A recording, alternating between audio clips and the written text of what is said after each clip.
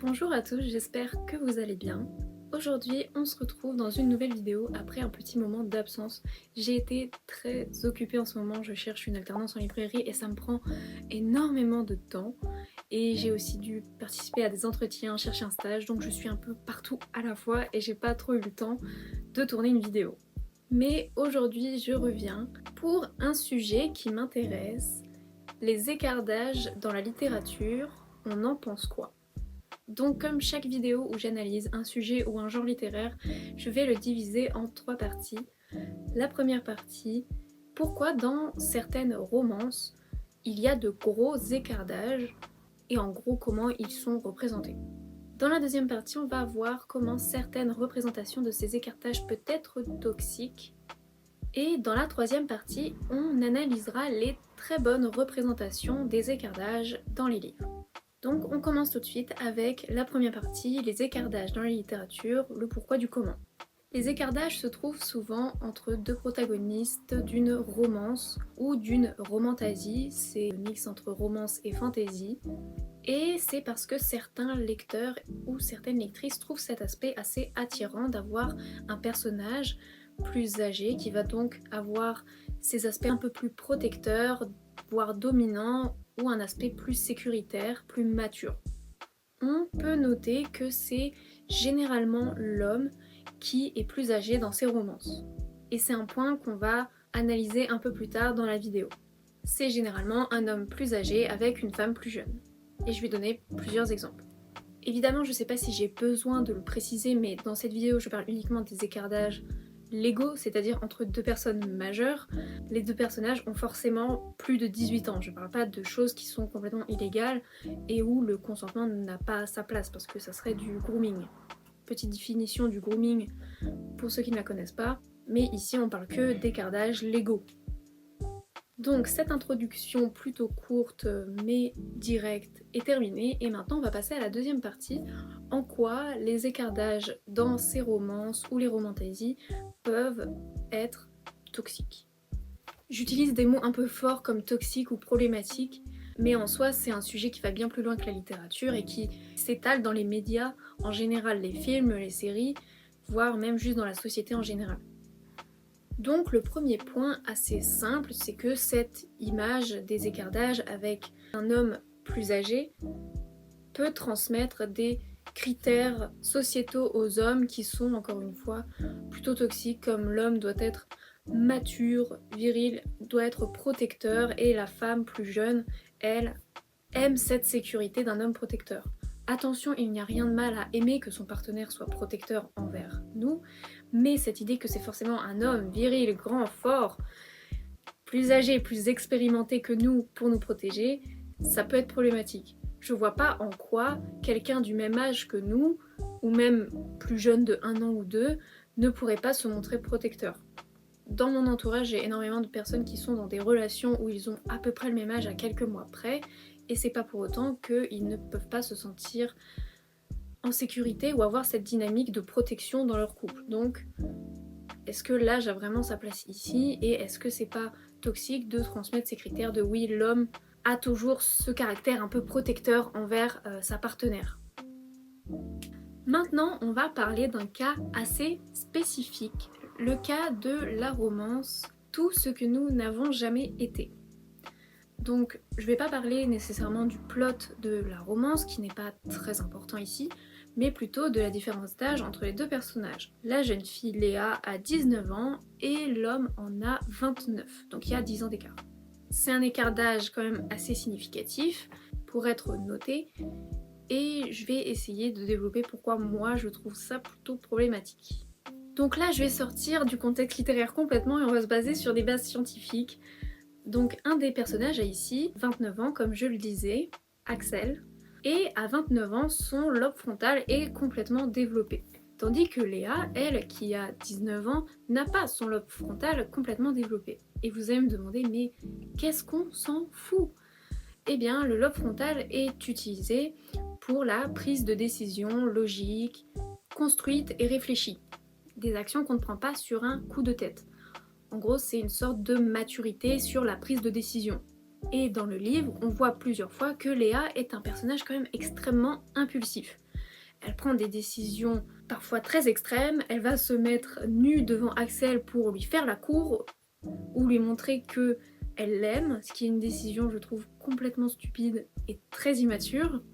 Et Axel étant un homme de 29 ans, il pourrait clairement prendre avantage de cette naïveté que les personnes d'environ moins de 25 ans ont, car leur lobe frontal n'est pas complètement développé.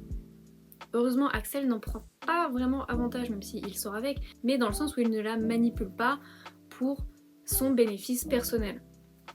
Et même à la fin du livre, donc spoiler, Léa est prête à quitter son rêve d'aller dans une école d'art très prestigieuse pour rester aux côtés d'Axel. Encore une fois, on voit que c'est une décision complètement irréfléchie et qu'elle n'a pas vu cette décision sur le long terme et qu'elle voit juste son amour pour Axel. Et donc on peut se poser la question, mais est-ce que si elle avait eu 25 ans ou 26 et que son lobe frontal était complètement développé, elle aurait pris cette décision différemment parce qu'elle serait plus mature émotionnellement et biologiquement juste au niveau de son cerveau. Heureusement, Axel n'en prend pas avantage parce que lui est mature et approche de la trentaine et il se rend compte que c'est complètement con de quitter ses études pour quelqu'un. Ou en tout cas pour quelqu'un avec qui on sort depuis, je crois, 2 ou 3 mois. Surtout que lui approche de la trentaine, qu'il a un métier, qu'il est stable financièrement et que donc si Léa ne va pas à l'université, elle serait un peu à ses frais dans le sens où il aurait ce pouvoir en plus de dire bah c'est moi qui paye le loyer en fait. Donc le premier problème, c'est qu'on voit qu'il peut y avoir un énorme manque de maturité, et c'est juste un fait qui s'explique par la biologie en fait, ou même par un point de vue sociologique. Plus on est âgé, plus on a de l'expérience. Et cette expérience nous forge et fait de nous qui on est. Axel approche la trentaine, il a un métier, il s'y connaît un peu avec les relations humaines, les relations sexuelles, alors que Léa a 19 ans et elle n'a pas vécu grand-chose. Et surtout, elle a vécu un drame, ce qui a stoppé sa vie pendant, je crois, 1 ou 2 ans dans le roman. Et donc, si l'écart d'âge est assez significatif, par exemple entre 19 ans et 29 ans, il y a quand même un énorme écart, ça fait quand même une bonne décennie, on peut avoir ce problème de est-ce que la personne plus jeune, qui rentre à peine dans l'âge adulte, a les facultés nécessaires émotionnellement et une stabilité relationnelle suffisante pour se dire ce qui est bon ou non pour elle. Et dans ce roman, on voit bien que c'est un exemple de non. J'imagine qu'il y a énormément de cas où évidemment ce sera oui, mais dans certains cas comme celui-ci, on voit que Léa n'est pas du tout apte à prendre une décision sensée, car elle est aveuglée par son amour pour Axel et elle est prête à abandonner tout pour lui. Le troisième point, qui va durer un petit moment, c'est les dynamiques de pouvoir. J'aime énormément ce sujet, je m'y intéresse énormément, car je le trouve fascinant. Je vais donner une petite définition. Si vous me permettez, je vais la lire parce que je ne l'ai pas par cœur. Mais les dynamiques de pouvoir sont définies comme le processus par lequel le pouvoir est exercé et influencé à l'intérieur d'un système social, comme une relation amoureuse par exemple. Donc, pour simplifier, dans une relation sociale, que ce soit un groupe ou même entre deux personnes, l'une des deux personnes va être plus influente que l'autre. Et ça se joue sur des multiples facteurs, comme le genre, la position sociale, le salaire et l'âge. J'avais pas prévu de le mettre dans la vidéo à la base parce que j'avais pas fini le livre, mais dans Les choses humaines de Karine Thuil, il y a une phrase très intéressante sur les dynamiques de pouvoir, ce que c'est et comment c'est défini. Car dans toutes ces relations, les relations sont consenties, mais la mise en place d'une dynamique de pouvoir va influencer pas forcément le consentement, mais la prise de décision. Dans ce roman, Kitri, une femme d'une vingtaine d'années, est enceinte de son mari qui lui a 70 ans et qui est beaucoup mieux placé socialement, c'est un journaliste de renom. Bonjour, c'est la Lola du montage et en fait j'ai dit n'importe quoi, c'est pas du tout Kitri qui parle à ce moment-là, c'est l'ancienne secrétaire de Bill Clinton qui fait son témoignage sur comment elle a vécu le scandale à l'époque. Je pense que vous connaissez un peu le scandale avec Bill Clinton et sa secrétaire, et elle parle de comment elle a été humiliée sur la place publique alors que Bill Clinton, lui, n'a eu que très peu de répercussions. Et donc, c'est une citation d'elle et pas du tout de Kitri. Désolée, je m'excuse, toutes mes excuses. Et donc, je vais citer sa phrase. C'est compliqué, très très compliqué. La définition du consentement, donner la permission pour que quelque chose se passe. Et pourtant, que voulait dire ce quelque chose dans cette situation-là, au vu des dynamiques de pouvoir, de sa position et de mon âge. Il était mon patron. Il était l'homme le plus puissant de la planète. Il était de 27 ans mon aîné, avec assez d'expérience de vie pour faire preuve de bon sens. C'est un des seuls livres que j'ai lu où les dynamiques de pouvoir sont abordées aussi explicitement. Et je trouve que c'est très bien amené. Effectivement, ici on peut parler du consentement. Est-ce qu'il est vraiment clair si une personne est extrêmement plus âgée? Avec les dynamiques de pouvoir, le consentement devient un peu plus complexe que ça ne l'est. Déjà que le consentement est assez complexe à la base. Et les dynamiques de pouvoir, c'est pas forcément un méchant et un gentil. C'est souvent inconscient, ça peut être conscient aussi, mais c'est souvent inconscient. Une personne plus âgée peut avoir plus facilement l'ascendant de pouvoir dans la relation parce qu'elle a plus d'expérience, parce qu'elle est vue comme plus sage, plus mature, et également parce qu'une personne plus âgée est plus respectée dans la société. Une personne plus âgée, comme je disais, est vue comme une personne avec plus d'expérience qui s'y connaît dans la vie, alors que les jeunes, bon, c'est des jeunes.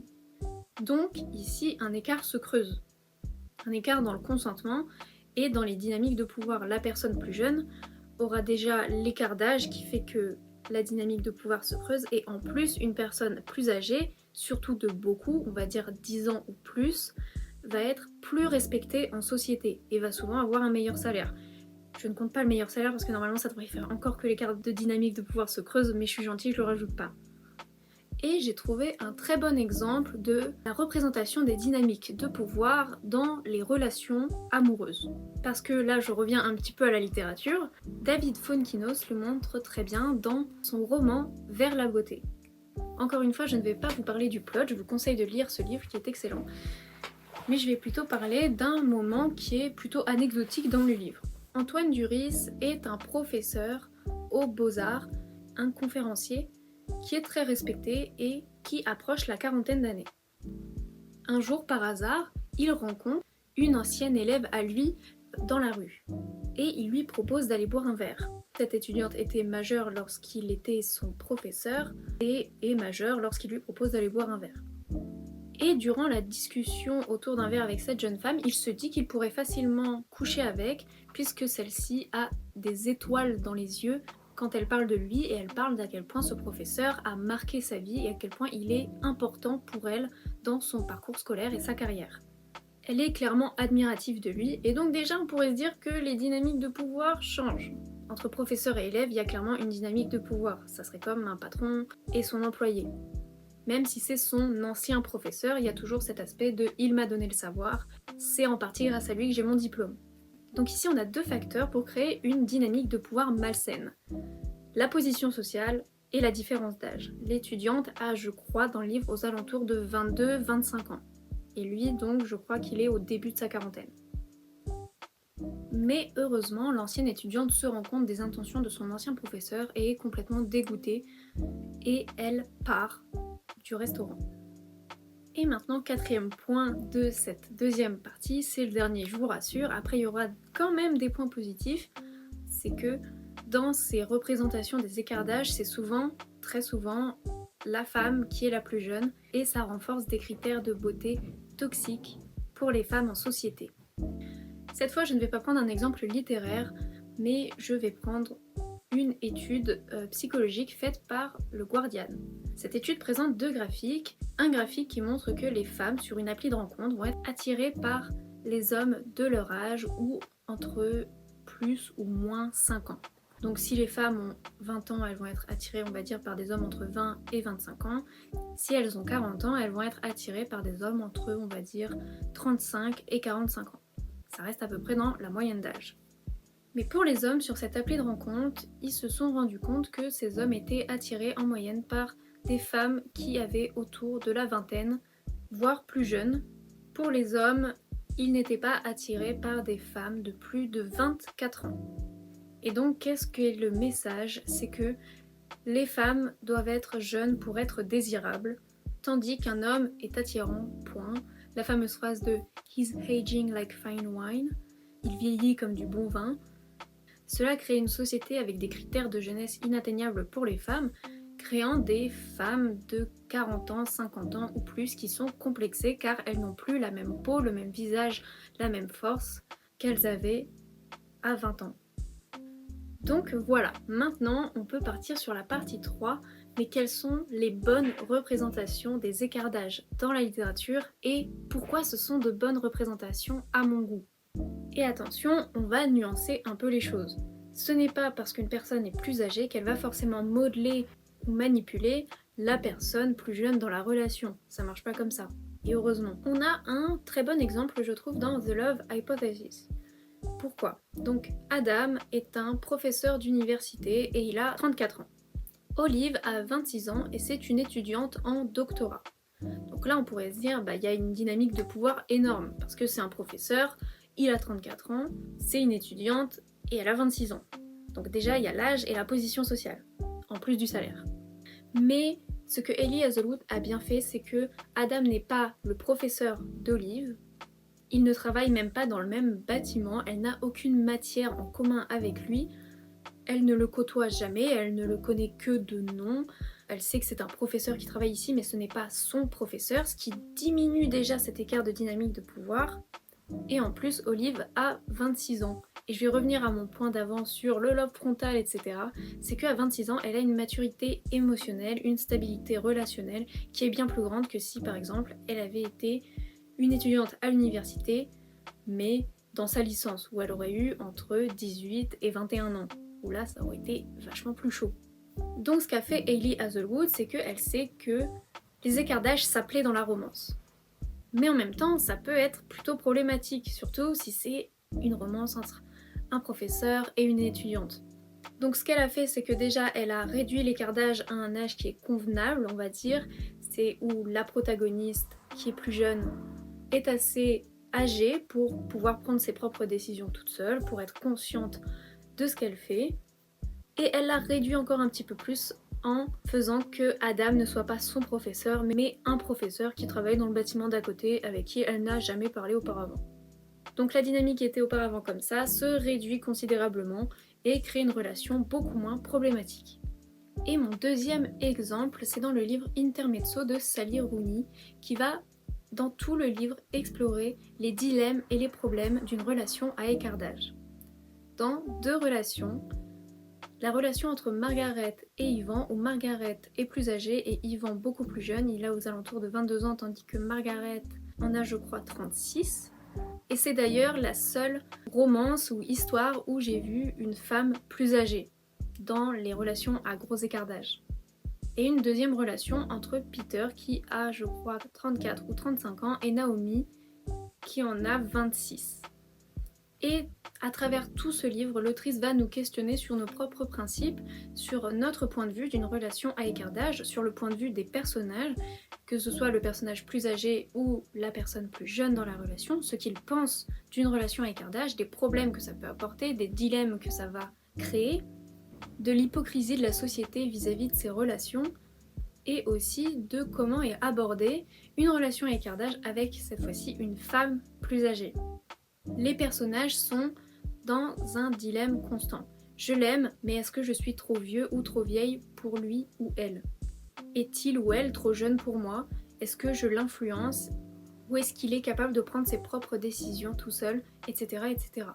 Dans la relation où la femme est plus âgée, ce qui va revenir de son entourage, c'est que elle approche de la ménopause et que peut-être qu'un jour, son jeune amant voudra avoir des enfants et qu'est-ce qu'elle fera lorsqu'elle n'en aura plus la possibilité.